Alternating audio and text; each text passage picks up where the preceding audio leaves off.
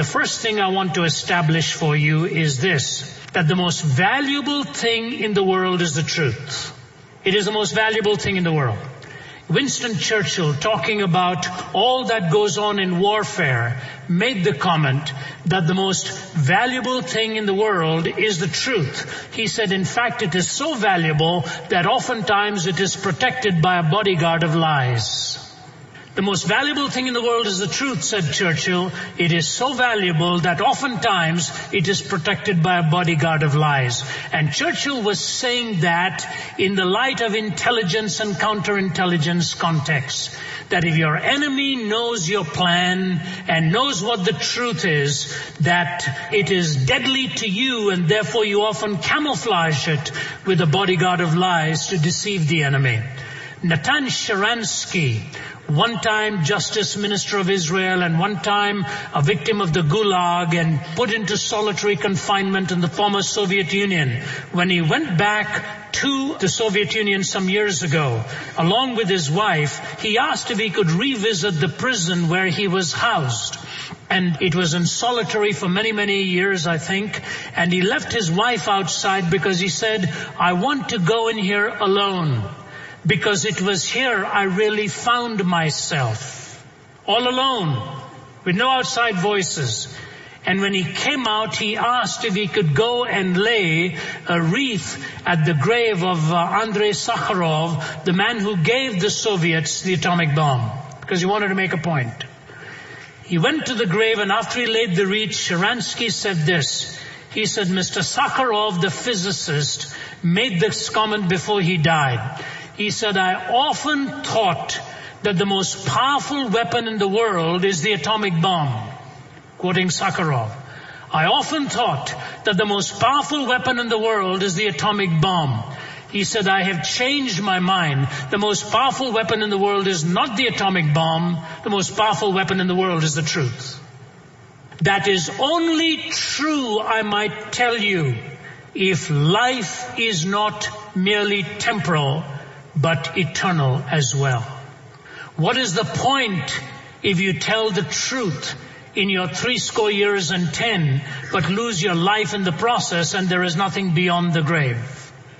You only believe the truth to be most powerful and most valuable if in this thing we call time, the end is pushed aside and there is an eternal scene that brings all judgment and brings all justice and consummates love and brings a triumph out of the truth. So if the truth is the most powerful and the most valuable thing in the world, then eternity has to be invoked in order to justify that very statement. Now, I want to read for you 2 comments and then move on to my second phase, because truth often comes in 2 shades. It comes in the shade of a felt attraction, which can often be a seduction. Think of that for a moment. It often comes as an attraction, which can often be a seduction. Kirk last night was talking about the heinous seduction of pornography, a thing that no man can ever find fulfillment in. No man can ever find fulfillment because it always entices you towards an end feeling which no one person in that own seduction can ultimately deliver. It takes more and more and more nuances and perversions. And so there's an attractiveness that this is where reality lies, but you find out this is where the distortion of reality lies. So there's a truth component to attraction of the eye, but then there's a truth component, listen to me very carefully, to that which conforms to reality as it is. That's why the most incredible statement made some years ago was the ultimate reflection of the postmodern mindset when the statement was made, it all depends on what is means. Remember that? That was very clever and very deadly to the soul. In what it all depends on what is means. If it all depends on what is means, how do you answer any question in a court of law if you can redefine what is and what was meant all along. So here's two quotations. Malcolm Muggeridge said this: "In this Sargasso sea of fantasy and fraud, how can I or anyone else hope to swim unencumbered? How can I learn to see through and not with the eye? How can I take off my own motley and wash away my makeup, raise the iron shutter and put out the studio lights, silence the sound effects and put the cameras to sleep? Can I ever see the sunrise on Sunset Boulevard and set over Forest Lawn? Can I find real furniture among the studio props? Silence in a discotheque, love in a striptease, read truth off an auto cue, catch it on a screen and chase it on the wings of Muzak, view it in living color with the news, hear it in living sound along the motorways. No, not in the wind that rent the mountains and broke in pieces the rocks, not in the earthquake that followed, nor in the fire that followed the earthquake. But it takes that still small voice, not in the screeching of tires either, the grinding of brakes, or the roar of jets, or the whistle of sirens, or the howl of trombones, the rattle of drums, or the chanting of demo voices. Again and again and again I'm reminded it's that still small voice, if one could only catch it." He's talking about the voice of God. Where can I find it? Do I find it in studio props? Do I find it on the screen in celluloid? Do I chase it on the wings of Muzak? How do I put the camera to sleep, which can so easily lie and distort? Where can I find it? He said it's in that still small voice, the voice of God. And then he went on to say this: "Truth is a very beautiful thing, much more so than justice, which is today's pursuit, which easily can put on a false face. In the nearly 7 decades I have lived through the world, it has overflowed with bloodshed and explosions, whose dust has never had time to settle before others have erupted, all in purportedly just causes. The quest for justice continues and the weapons of hatred pile up. But truth was an early casualty. The lies on behalf of which our wars have been fought, our peace treaties concluded. The lies of revolution and counter-revolution. The lies of advertising of news, of salesmanship, of politics. The lies of the priest in his pulpit, the professor at his podium, the journalist at his typewriter.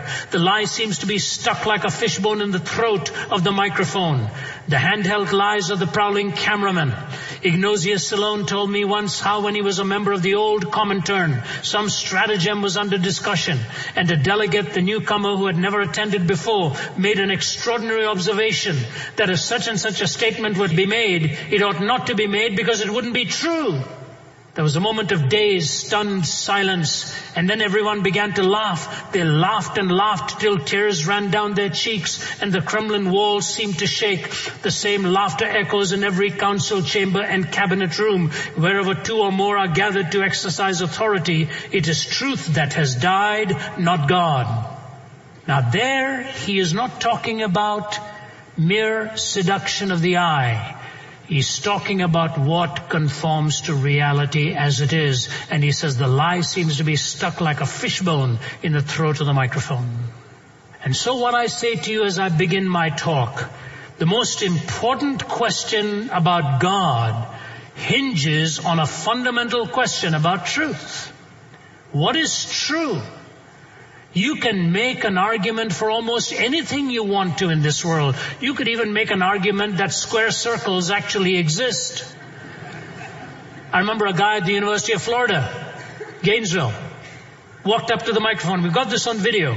He stumbles over there, takes the microphone and says, "I just want one question answered. How do I know that I actually exist?" You know, it gives you a lot of hope for the future, doesn't it? I said to him, "And I just have one question for you." I'd like to quote Professor Nathan from the University of New York, who was asked by his student, "How do I know that I exist?" And Professor Nathan lowered his glasses and said to him, "And who, shall I say, is asking?"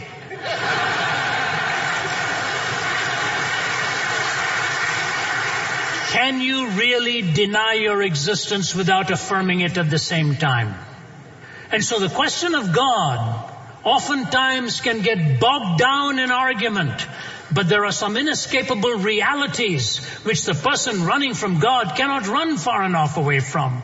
Now, if you've read my book, Can Man Live Without God, which was a defense of the existence of God and the Christian faith presented at the Harvard Law School many years ago, I remember when I wrote that book in 93, the publishers came to me and begged me to dumb it down a bit. They said this shelf life won't last more than 2 to 3 months with a book like this. That was in 93. It is still in print 16 years later, and evidently I shot my wad in that one because it's done the best of any of the other books I wrote after that. And in that I presented some arguments in the defense of God's existence, and they can get stronger and stronger. I just want to give you 3 simple propositions. I wish I could say to you they are mine. They are not. They are borrowed and recontoured a bit.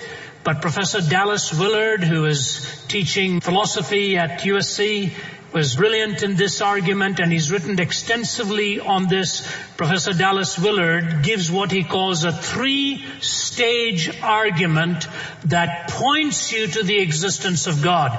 Centuries ago, we would talk of proofs for God's existence.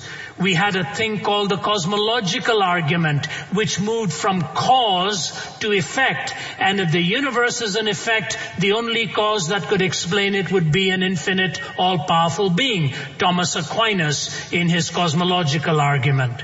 Then there was a teleological argument from the Greek telos, meaning purpose or design. Anytime you learn Paley's watch argument, you looked at a clock and saw the mechanism, or if you look at a mouse strap and see the continuation of sequences and the synchronicity of sequences, you put the synchronized action and the continuous action, you arrive at a designer, and it was called the teleological argument, the argument from design.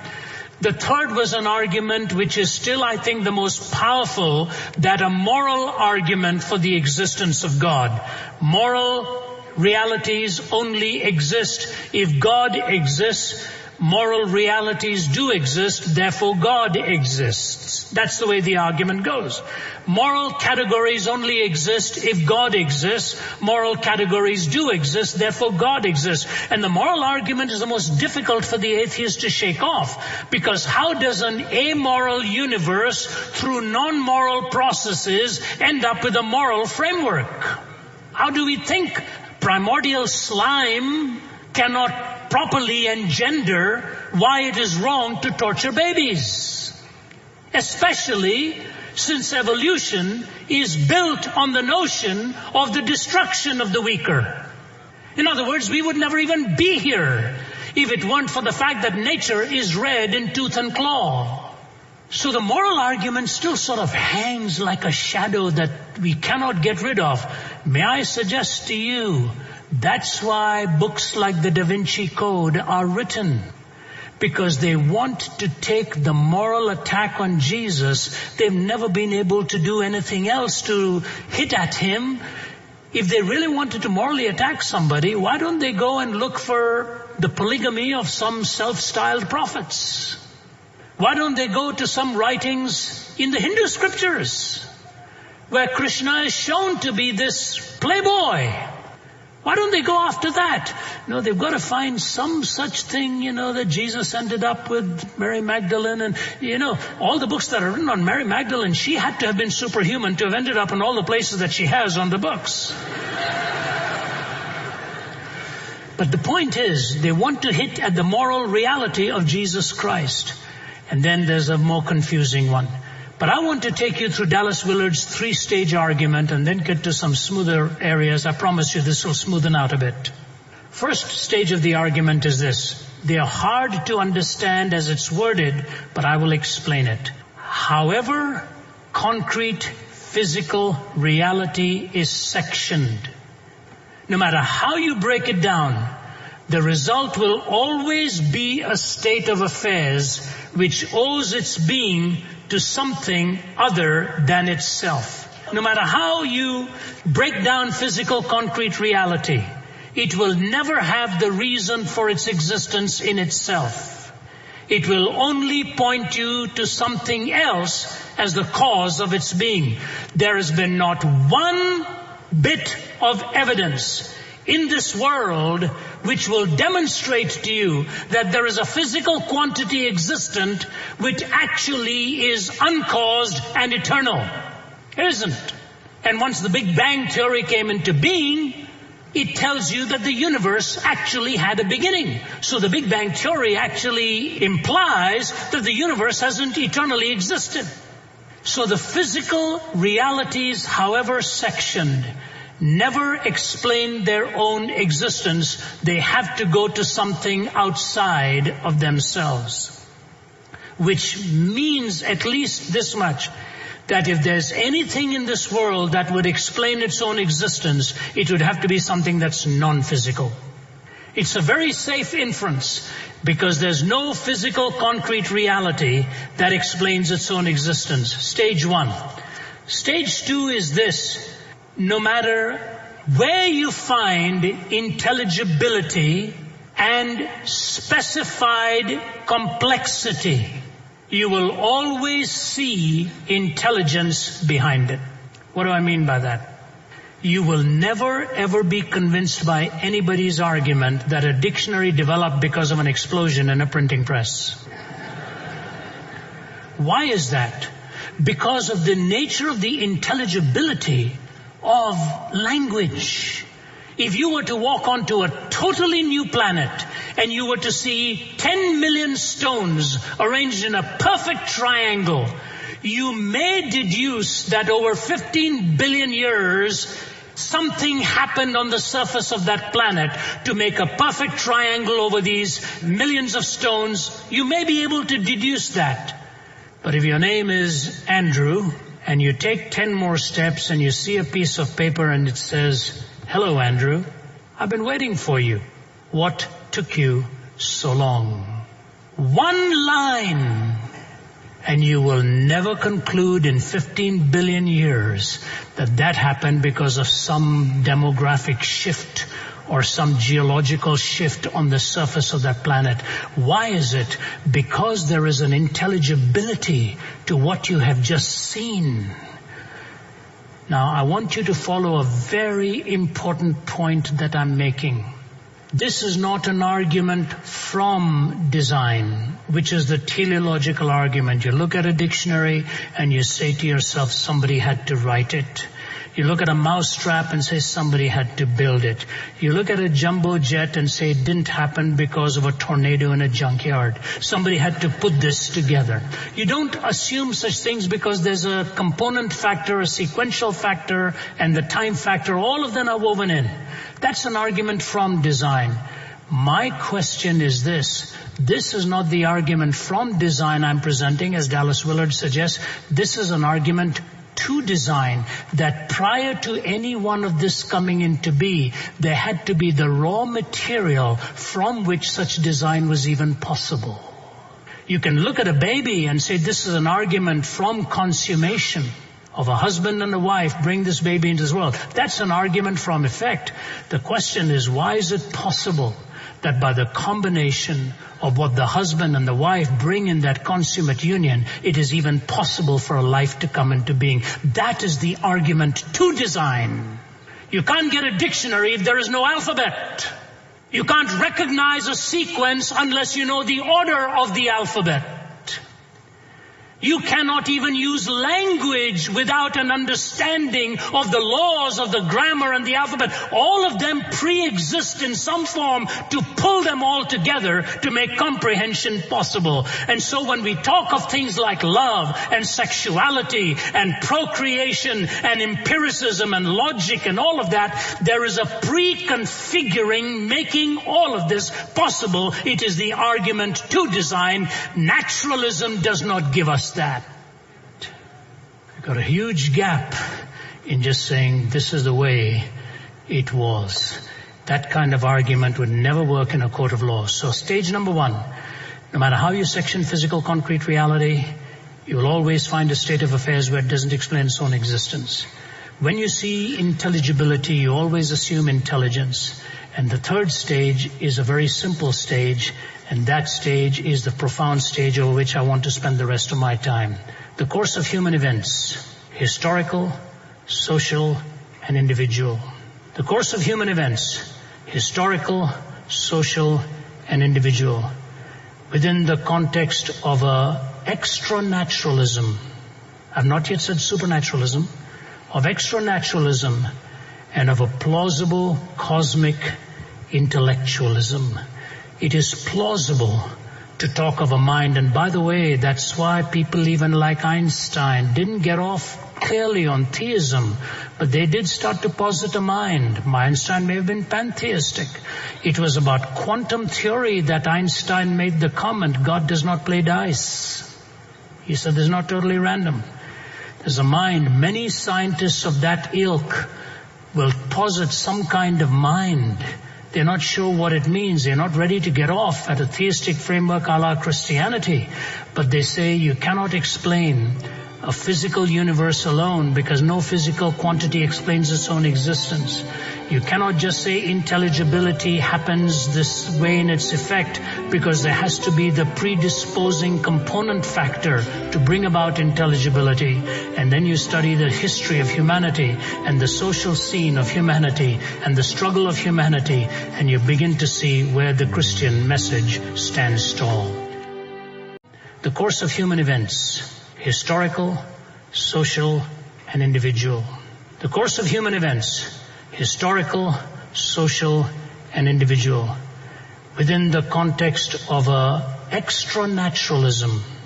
I've not yet said supernaturalism, of extra-naturalism and of a plausible cosmic intellectualism.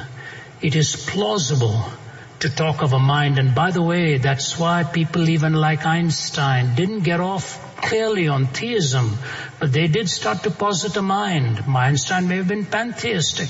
It was about quantum theory that Einstein made the comment, God does not play dice. He said it's not totally random.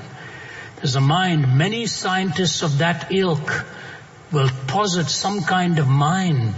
They're not sure what it means. They're not ready to get off at a theistic framework a la Christianity, but they say you cannot explain a physical universe alone because no physical quantity explains its own existence. You cannot just say intelligibility happens this way in its effect because there has to be the predisposing component factor to bring about intelligibility. And then you study the history of humanity and the social scene of humanity and the struggle of humanity, and you begin to see where the Christian message stands tall.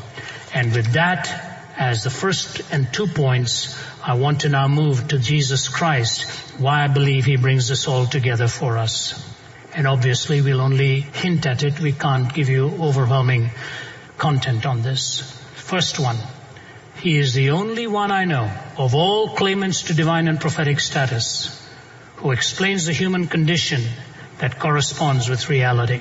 He's the only one I know who explains the human condition that corresponds with reality. Jesus describes your heart and my heart more accurately than any exponent who claims to be divine or prophetic.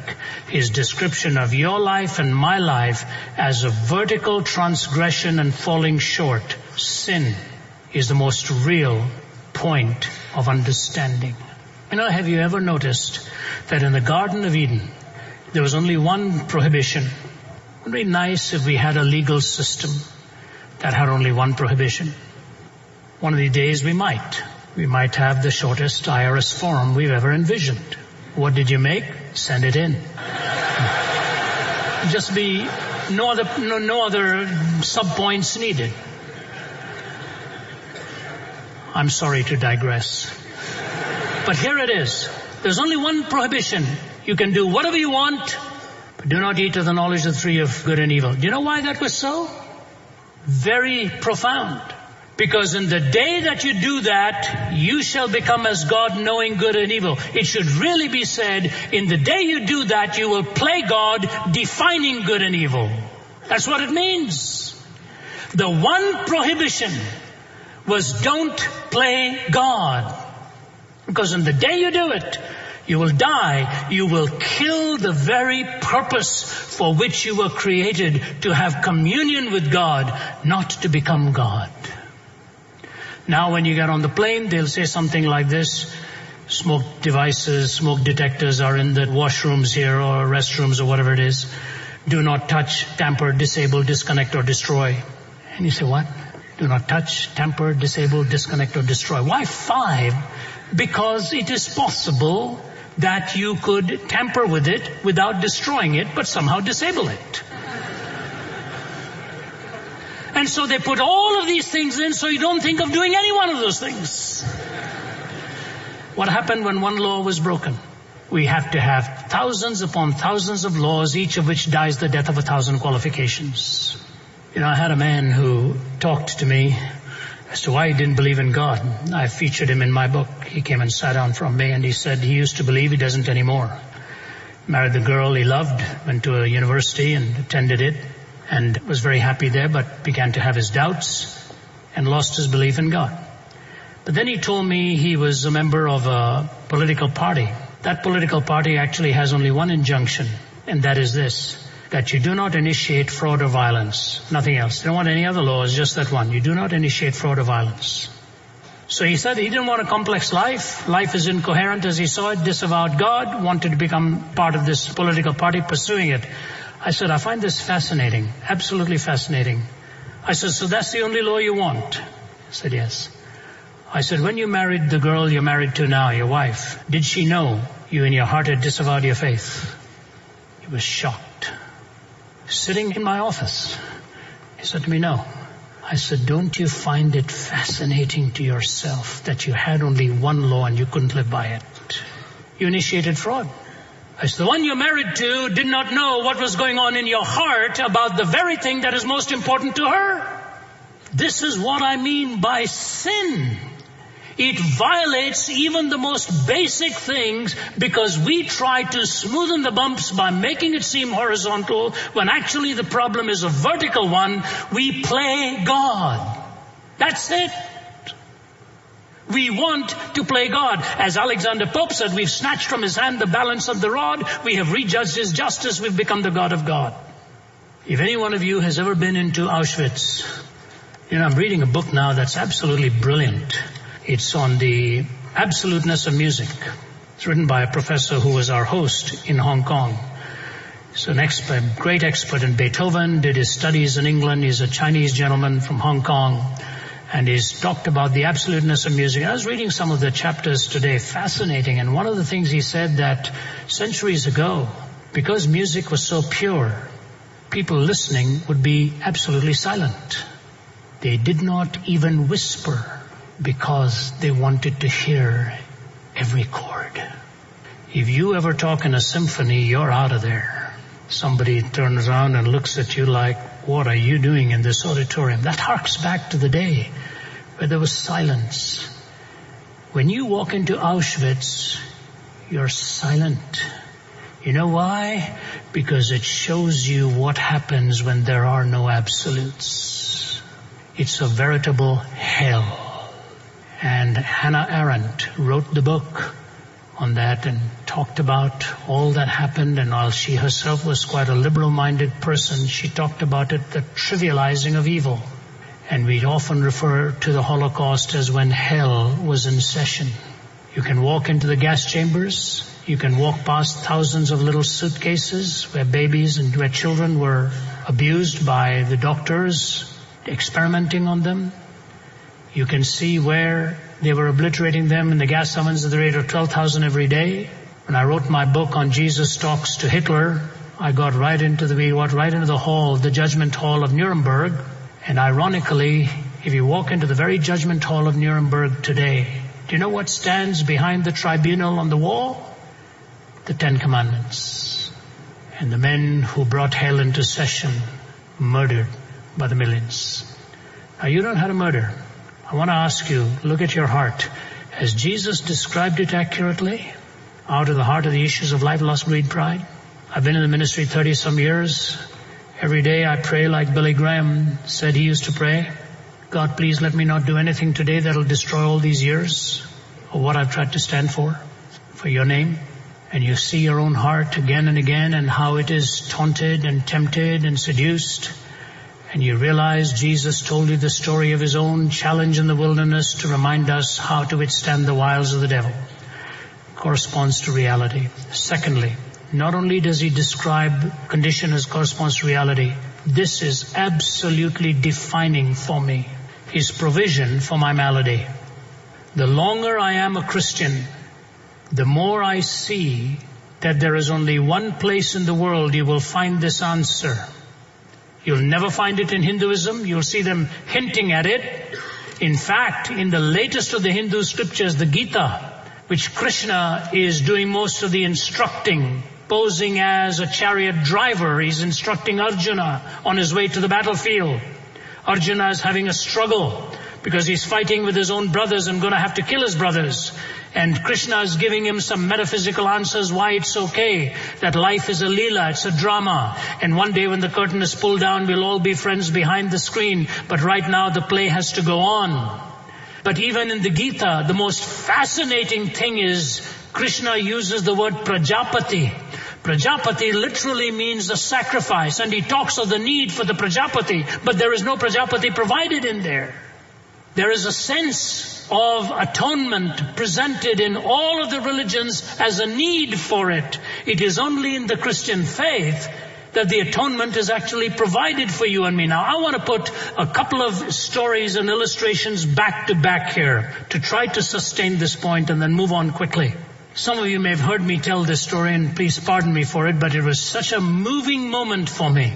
And I don't want to lose my train of thought here because there are 2-3 thoughts crowding into my mind here. One is this, talking to one of the founders of Hamas. His name is Sheikh Talal. And Sheikh Talal was hosting us for lunch, along with the former Archbishop of Canterbury. 5 or 6 of us, we'd met with the leaders of the Israeli side and in the Palestinian side, and now with the Hamas side, we're trying to play some kind of a role to bring them to a negotiating table for the sake of the lives of people, men, women, and children. And the room was full of smoke after the lunch was eaten and all the puffing of the cigarettes that was going on, and the room was just crowded out with smoke and coughing away out there, trying to keep my throat clear. And then we were given a chance to ask one question each, and I said, Sheikh Talal, I have a question for you. I won't go into what question I asked him. I didn't like his answer. And you're not really supposed to come back in a very strong way. And I didn't think it was strong. But I said this to him. I said, you know, Sheikh, your son is standing here. He's been in prison. You've lost several of your children. You've been in prison for 18 years. I said, I just want to say one thing to you. You and I may never see each other again. I said, a little distance from where you and I are sitting here in Ramallah, I said, is a mountain. 5,000 years ago, a man by the name of Abraham took his son up the mountain. Remember that story? And he nodded. I said, let's not argue about whether it's Isaac or Ishmael. I said, the point is moot with what I want to say to you. I said, he took his son up, and as the axe is about to come down, as an expression of his faith and sacrifice, God stopped him. He said, yes. I said, you know what God said to him? He shook his head. I said, God said, stop. I myself will provide. He said, that's right. I said, very close to where you and I are sitting is another hill. I said, 2,000 years ago, God kept that promise. He took his own son up that hill. And this time the axe did not stop. There was pin drop silence in the room. I said, Sheikh Talal, until you and I are willing to receive the son that God has provided for us, we will be offering our own sons and daughters on the battlefields of this world for power and land and possessions.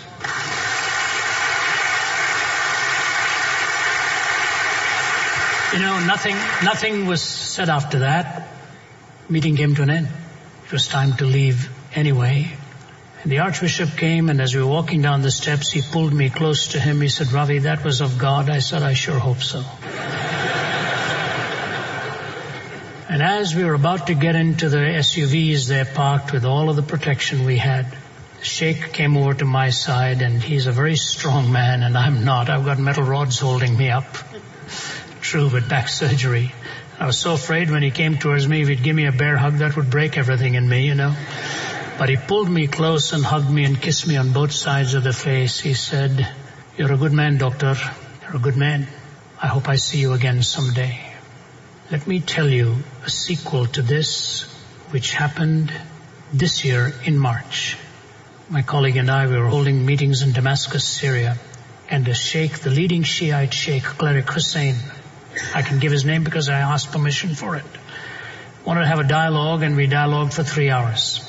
About 40 people listening in, he and the interpreter between him and me on the Christian faith and the Muslim faith. And what I'm telling you now is absolutely the truth. not in any way embellished.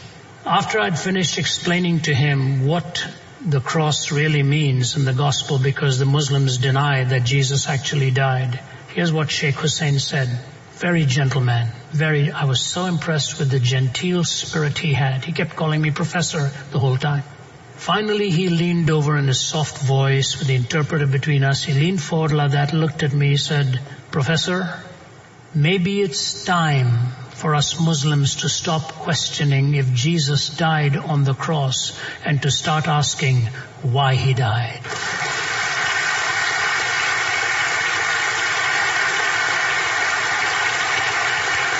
I'll tell you something. I've dialogued with Muslim scholars all over the world. I'd never heard that one. I said, "Sheikh Hussein, may I quote you on this?" He said, "Yes, and I would like you to write an article in my magazine that goes all over the Middle East, and I will send it uncensored. You come back and you bring your team with you. Let us have 2 or 3 days of dialogue on these matters. These are too important to pass by." And then I closed with this. I said, "You know, Sheikh, what's happening in the Middle East? It's all about whose son. On the other side, it's my son. So I want this. On your side, it's your son. So you want it all." I said, until both sides realize that it's God's son that matters most, and God's son provided himself for our sons and our daughters and our children, we will continue to wreak havoc in this part of the world.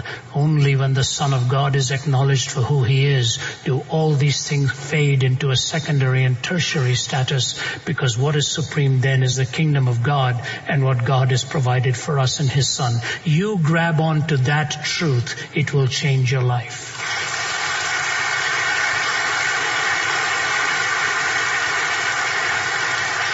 His resurrection, his description of my condition, his provision for my malady. There are others in here that I want to bring, but I'll just end with his resurrection. And I want to close with this very simple story. And the story is this. If Jesus were a charlatan, here's what he would have done. Kill me, and I will spiritually rise again.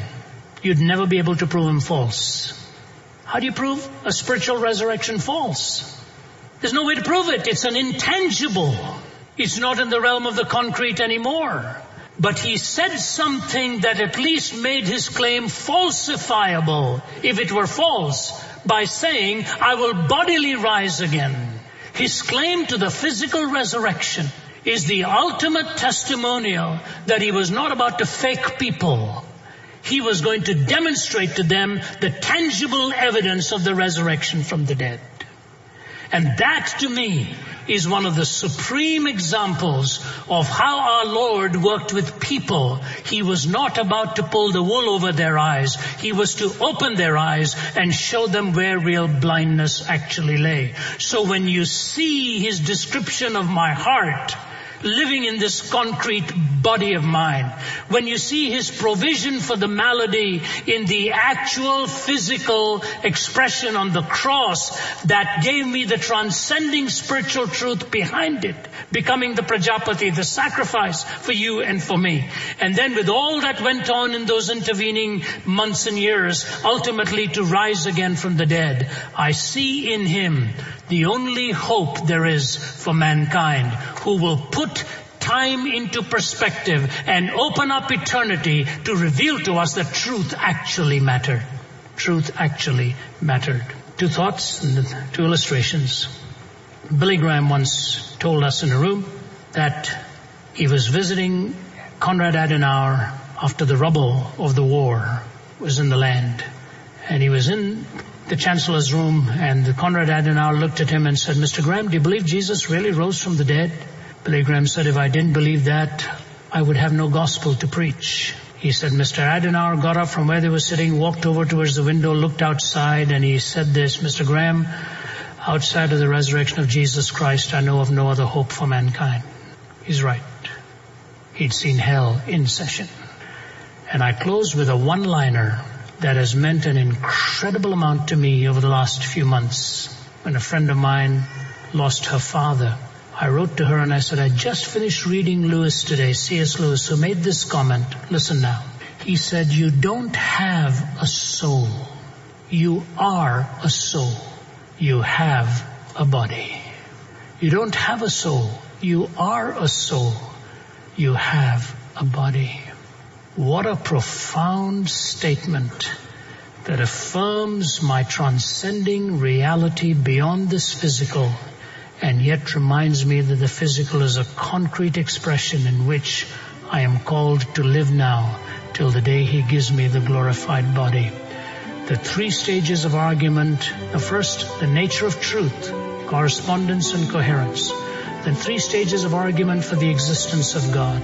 And lastly, in the 3rd stage of the argument, from history and social and individual experience, we look at the person of Christ.